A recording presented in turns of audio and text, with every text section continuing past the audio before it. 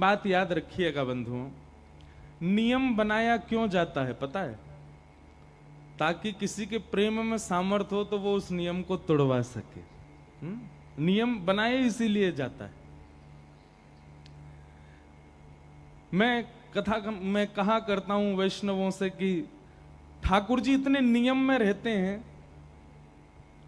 हमारा 5 बजे उठने का अगर नियम बन जाए तो 5:15 5:30 स्वाभाविक है, होगा ही होगा। लेकिन ठाकुर जी का अगर 5 बजे का मंगला का समय तो हर मंदिर में 5 बजे ही होती है।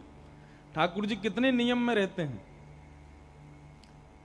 मंदिरों में तो ये तक स्थिति है कि जहां पर नियम है कि ठाकुर जी का यही भोग लगना चाहिए तो वही भोग लगेगा। ठाकुर जी को इतने बजे सुलाना है। कई मंदिरों में तो वार के हिसाब से वस्त्र भी होते हैं। जैसे रविवार के दिन ठाकुर जी पीला पहनेंगे, सोमवार के दिन नीला पहनेंगे, आदि आदि ऐसे नए नए नियम होते हैं। मन में भाव आता है कि ठाकुर जी कितने नियमों में रहते हैं। और नियम का एक पर्यायवाची कहें तो बंधन। नियम का मतलब बंधन भी तो हुआ। हम बंधन में हैं, हम यही खाते हैं, हम इतना ही खाते हैं, हम इतने बजे तक ही खाते हैं, हम यहां सोते हैं, हम ऐसे सोते हैं। ये सारे बंधन ही तो एक प्रकार के नियम हो जाते हैं। लेकिन ठाकुर जी इतने नियम में रहते हैं, इतने बंधन में रहते हैं, मानो मुझे और आपको चुनौती देते हैं। ठाकुर जी, तेरे प्रेम में सामर्थ्य हो तो मेरे यहां नियम को तोड़वा के दिखा। तेरे प्रेम में सामर्थ्य हो तो मेरे यहां नियम को तोड़वा करके मुझको अपने पास बुला के दिखा। उसी भक्त का चरित्र व्यासपीठ से सुनाया जाता है, जाने नियम तोड़वाया हो ठाकुर जी को। कृष्णदास जी ने नियम तोड़वाया, मीराबाई ने नियम तोड़वाया। मीराबाई जब श्रीनाथ जी के मंदिर में गई पहली बार, बहुत ध्यान से सुनना, तो श्रीनाथ जी के सन्मुख मीराबाई खड़ी। तो मीराबाई का स्वभाव ऐसा था, उनसे कोई कहे कि आप कुछ गाओ तो नहीं गाती थी, उनसे कोई कहे कि नाचो तो नहीं नाचती थी। वो ऐसा नाचना गाना किसी के कहने से नहीं करती थी। जब वे ठाकुर जी के सामने जाती थी, उस समय वहां का वातावरण और ठाकुर जी से जो उनका संपर्क होता था। मीराबाई के विषय में आता है, जब वो कहीं मंदिर में दर्शन करने जाती हैं तो घंटों एक ही स्थिति में खड़ी रहती ठाकुर जी के आगे। और उस समय दर्शनार्थी मीराबाई को देखते तो जैसे मीराबाई के चेहरे के आव भाव होते वैसे ही ठाकुर जी के होते। यहां मीराबाई की भौहें ऊपर होती तो वहां सामने ठाकुर जी की भी भौहें ऊपर हो जाती। मीराबाई के नेत्र मुड़ते तो ठाकुर जी के भी मुड़ जाते।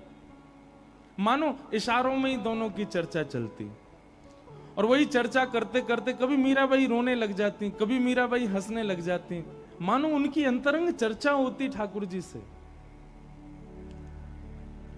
एक बार श्रीनाथ जी के मंदिर में श्रीनाथ जी का दर्शन करते ही मीराबाई से रुका नहीं गया। दर्शनार्थी दर्शन कर रहे थे, सब लोग उत्साह में भर करके श्रीनाथ जी को नेत्रों में निहार रहे थे। लेकिन मीराबाई तो अपनी मस्ती में चढ़ी, वहीं नृत्य करने लगी, घूम घूम करके खूब नाची। अब तो नाचते नाचते स्थिति हो गई कि इतना उत्साह हृदय में भर गया कि बस अब आसपास से लोग भी दूर हो गए और मीराबाई नाच रही हैं। पल पल पिय को रूप निहारूं, निरख निरख सुख पाती। पल पल पिय को रूप निहार। बहुत अच्छा पद है मीराबाई। निरख निरख सुख पाती। आज हमको हमारे मंच पे एक श्रोता बैठे, उन्होंने छेड़ दिया, इसलिए मीराबाई याद आ रही मुझको। पल पल पिय को रूप निहारूं, निरख निरख सुख पाती। पल पल पिय को रूप निहारूं, निरख निरख सुख पाती। मीरा के प्रभु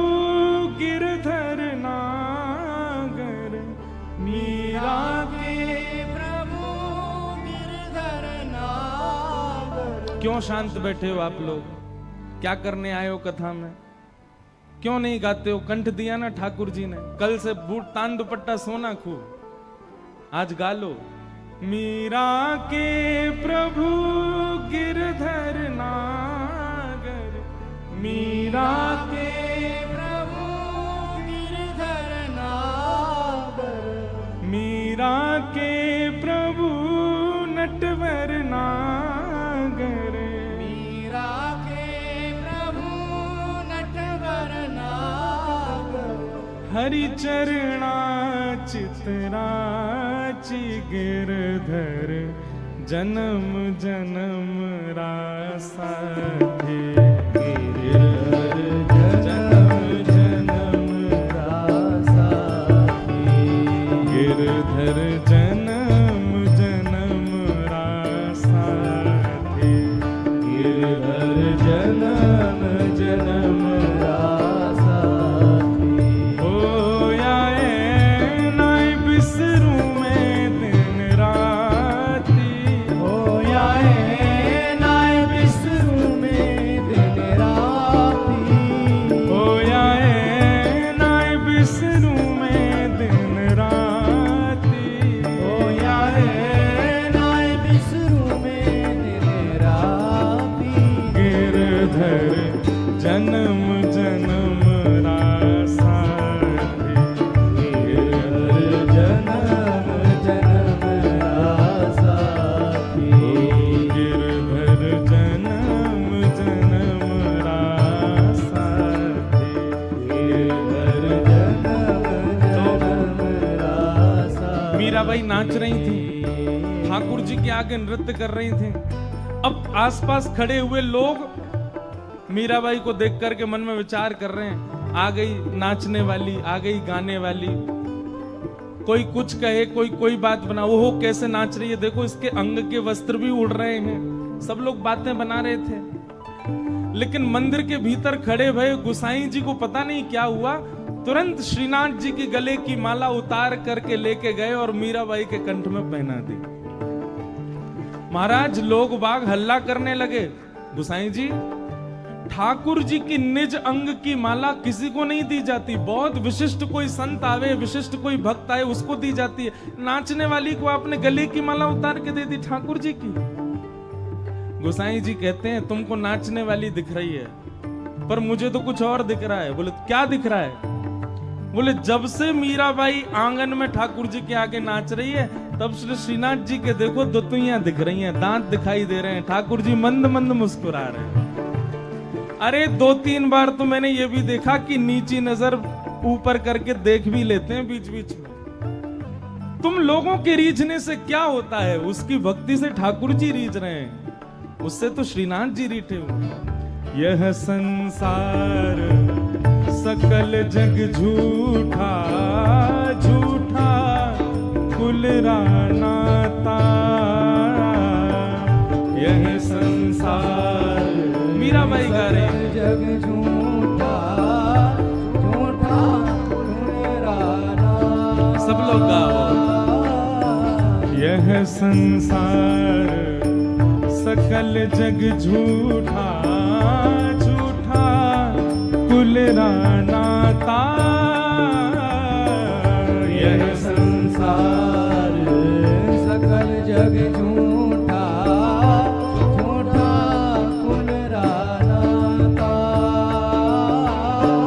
दोए कर जोड़ा अर्ज करूं छू, दोए कर जोड़ा अर्ज करूं छू, दोए कर जोड़ा अर्ज करूं छू, दोए कर जोड़ा अर्ज करूं छू।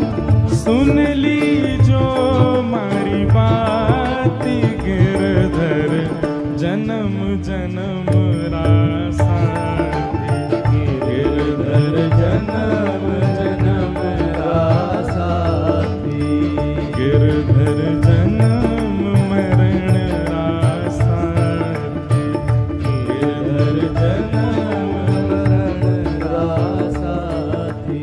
होया ए नाय बिसरू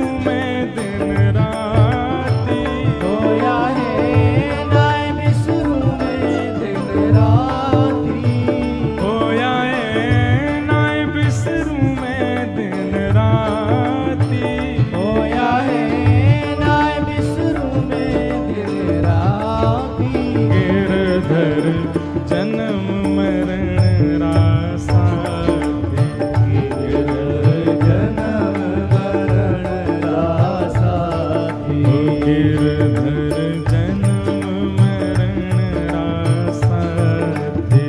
गिरधर जन्म मरण रासाथी। बोलो भक्त वत्सल भगवान की।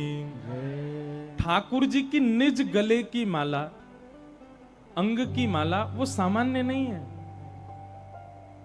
और पुष्टि मार्गीय वैष्णव पुष्टि मार्गीय मंदिरों में तो माला किसी को दी ही नहीं जाती। माला और बीड़ी प्रसाद, ठाकुर जी का जो पान का भोग लगता है, वो सबको नहीं दिया जाता। लेकिन गुसाई जी ने मीराबाई को दे दिया। नियम तोड़वा दिया मीराबाई ने आके, कोई तोड़ा नहीं। उन्होंने इतने भाव में नृत्य किया कि सामने खड़े ठाकुर जी हंसने लगे, प्रसन्न हो गए, आनंद में भर गए। तो नियम बनाए क्यों जाते हैं? ठाकुर जी नियमों में इसीलिए बैठे हैं, हमको चुनौती देते हैं ठाकुर जी, हमको चैलेंज करते हैं ठाकुर जी। ऐसे ठाकुर जी। तो नियम वहीं तोड़ा जाता है जहां प्रेम अतीत में होता है। जहां प्रेम नहीं होता वहां तो नियम बना के रखना पड़ता है। प्रेमी को देख करके या प्रेमी स्वभाव जान करके नियम रखा नहीं जाता, तोड़ा जाता। ठाकुर जी ने तोड़ दिए कितने नियम। तो आज इसलिए विलंब हो गया। जलंधर इस्कॉन गए थे, बहुत अच्छा लगा वहां। कल गौड़िया मठ गए थे, वृंदा देवी मंदिर गए थे, और देवी तालाब मंदिर गए थे। बहुत सारी जगह गए थे। कल रात में भी कहीं गए थे, वहां पे भी नियम टूट गया हमारा। तो सब जगह नियम टूट रहे हैं अभी। तो जलंधर वाले बहुत नियम तोड़वा रहे हैं। इसलिए तोड़वा रहे हैं क्योंकि प्रेमी हैं, प्रेम से ओतप्रोत हैं, भरे पड़े हैं। कई लोग मुझसे पूछ रहे थे आज, बोले महाराज जी अब कल से हम क्या करें? प्रतीक्षा करो। कब तक प्रतीक्षा करनी है? 7 दिसंबर 2025। 7 दिसंबर 2025 को पुनः गिरधर लाल जी जलंधर आएंगे और भक्तमाल जी की पावन कथा हम लोग सुनेंगे। इस बार बहुत संतों को आना था कथा में, पर भैया देखो एक बात है, संत जन आजकल समाज सेवा और राष्ट्र सेवा में खूब लगे पड़े हैं। सबसे हम निवेदन ही कर सकते हैं, इस बार के लिए सब संत जनों ने अब क्षमा की। कईयों ने अपने समाचार भेजे, कईयों की टिकट हो गई पर आ नहीं पाए, कोई ऐसी बात नहीं है। पर अगले साल व्यासपीठ की जिम्मेवारी है सबको बुलाने की। अगले साल खूब सारे संत पधारेंगे और जलंधर की पावन धरा पर भक्तमाल जी की पावन कथा होगी। और हमें ऐसा समाचार मिला कि जलंधर की पहली भक्तमाल कथा होगी। अभी तक भक्तमाल हुई नहीं जलंधर में, तो भक्तमाल कथा सुनाएंगे। तब तक आप सब लोग प्रतीक्षा करो। देखो प्रतीक्षा क्या है? वियोग क्या है? और वियोग जो होता है ना, ये प्रेम को पुष्ट करता है, प्रेम को पक्का करता है। जैसे सीमेंट लगाने के बाद ईंट चिनाई हो जाती है सीमेंट की, उसके बाद तराई की जाती है, उस पर जल डाल करके थोड़ी देर उसको सूखने के लिए छोड़ा जाता है, तभी वो पक्का होता है। ठीक वैसे ही अभी चिनाई तो हो गई आप सबके चित्त में, भक्ति की, ज्ञान की, वैराग्य की। अब आज कथा विश्राम है, कीर्तन आदि भजन आदि की जल छिड़काव भी कर दिया। अब 1 वर्ष तक उसको सूखने दो। सूखने दो मतलब अब प्रतीक्षा करके विरह में आकर के थोड़ा इसका वियोग सहो। अगले वर्ष जब पुनः कथा होगी तब तक आप सब खूब मजबूत हो जाओगे। आप सबकी भक्ति की जो सीढ़ी है वो इतनी प्रबल हो जाएगी कि ठाकुर जी उस पर चढ़ेंगे तो फिर वो डगमगाएगी नहीं। इसलिए अब 1 वर्ष की प्रतीक्षा करना, अगले वर्ष हम पुनः आएंगे और आप सबके बीच आकर के फिर भक्तमाल की कथा सुनाएंगे। कई सारी जिज्ञासाएं रोज आती हैं, आज भी बहुत सारी जिज्ञासा आई हैं। किन्हीं का भाव है कि अगर नारी के मन में विवाह की इच्छा ना हो तो क्या वह आजीवन ब्रह्मचर्य का पालन कर सकती है माता पिता की आज्ञा लेकर के? अगर मातृ पितृ आज्ञा है तो आप कर सकते हैं। ये कर्माबाई का समय नहीं है, ये भक्तिमती मीराबाई का काल नहीं चल रहा है अभी। भैया ठीक करो इसको, अभी समय बदल गया है।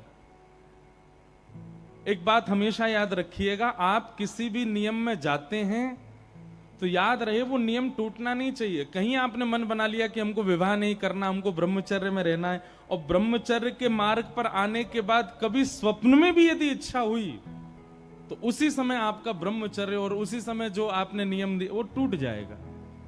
या तो पहले इतना दृढ़ विश्वास कर लीजिए कि आपके स्वप्न में भी कभी चिंतन नहीं होगा कि हमने विवाह क्यों नहीं किया, और माता पिता की आज्ञा सर्वोपरि है। और फिर दूसरा एक भाव है, गुरुजी अगर विवाह के उपरांत संतान प्राप्ति की इच्छा ना हो तो क्या पति पत्नी पर पितृ ऋण का दोष पाप लगता है जिससे मुक्त नहीं? ऐसा नहीं है, कई दंपतियों के तो संतान ही नहीं होते, लेकिन इच्छा ना होना संतान की ये एक प्रकार का दोष है, ये नहीं होना चाहिए। तो विवाह किस लिए किया? फिर विवाह का मूल उद्देश्य तो अपना जीवन यापन किसी के साथ में, और दूसरा उद्देश्य होता है कि एक जगत को वैष्णव भक्त प्रदान करना है या श्रेष्ठ ज्ञान। भैया ने शांत हो जाओ सब लोग, भैया शांत हो जाओ, कथा चल रही है। इधर देखो, यहां देखो, क्या बता रहा था मैं? हाँ, तो आपका जो ये भाव है संतान की प्राप्ति, उसमें कोई दोष नहीं है। अगर संतान ना हो तो कोई दोष नहीं है, पर संतान की इच्छा ही नहीं है तो फिर विवाह किस कारण से किया गया? वो तो उसका रूप ही वही है, उसके बाद में वंशवर्धन आवश्यक होता है। फिर कई सारे भाव हैं। एक किसी भक्त ने पूछा है कि आजकल वृंदावन में सांझी उत्सव चल रहा है, उसके बारे में बताएं। बंधुओं, ये श्राद्ध का समय है और श्राद्ध के समय पर कोई उत्सव नहीं होता। तो ऐसा रूप बताते हैं कि जब श्राद्ध काल होता था तो ठाकुर जी और प्रिया जी, किशोरी जी और ठाकुर जी दोनों मिल नहीं पाते थे, क्योंकि बाकी के दिन तो कोई ना कोई बहाने तो उत्सव ब्रजमंडल में मनते ही रहते, तो प्रिया जी और ठाकुर जी दोनों मिलते ही है। लेकिन जैसे श्राद्ध के समय आते सारे उत्सव बंद, तो श्री जी वहां विरह में, यहाँ ठाकुर जी विरह में, और दोनों को विरह आतुर देख करके यहाँ सब सखा और वहां सब सखियां मन में विचार करती इनको कैसे प्रसन्न करें।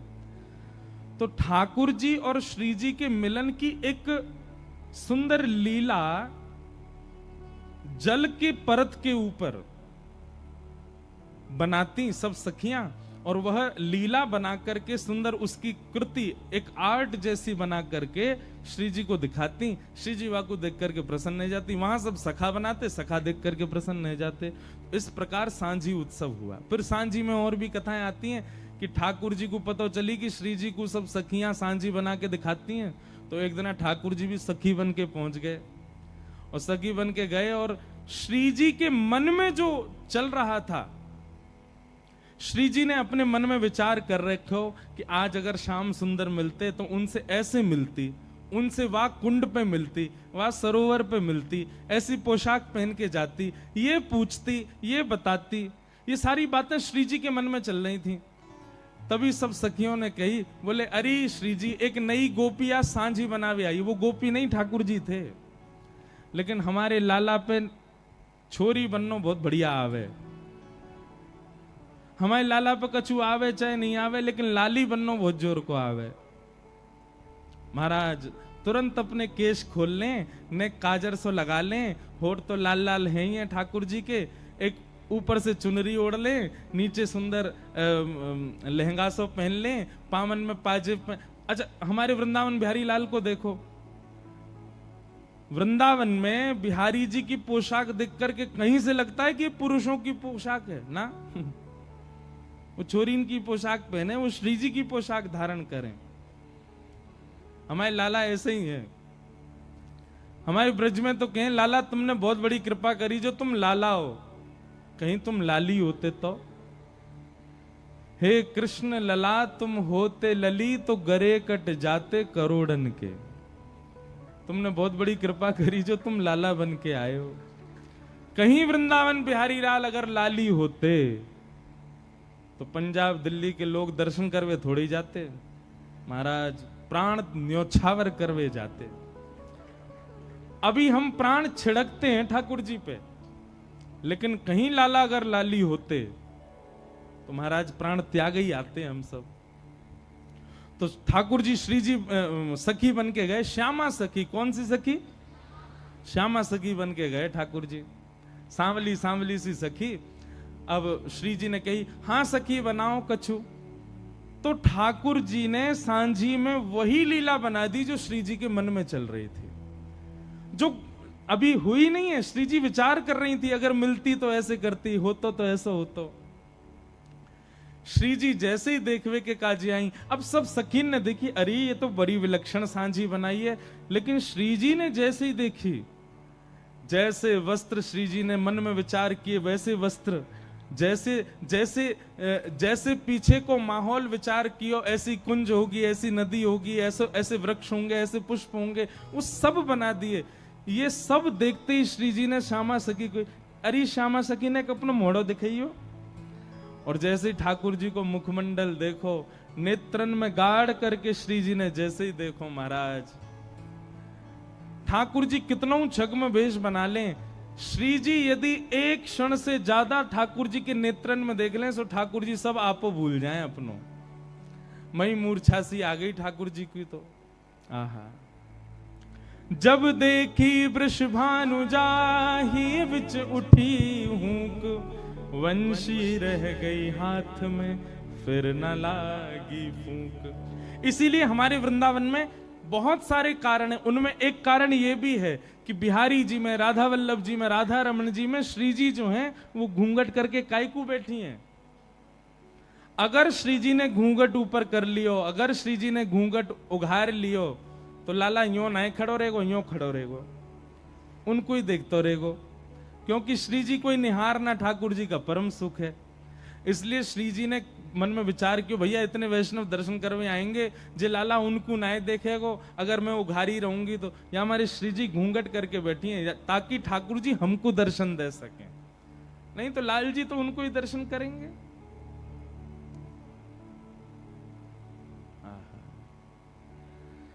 तो ऐसी सांझी, सांझी का मतलब चित्र के द्वारा श्री जी और प्रियतम के मिलन को सखियां बनाती हैं। क्योंकि इन 15 दिन ठाकुर जी का श्री जी का मिलन हो नहीं पाता श्राद्ध की वजह से, इसलिए सांझी उत्सव होता है।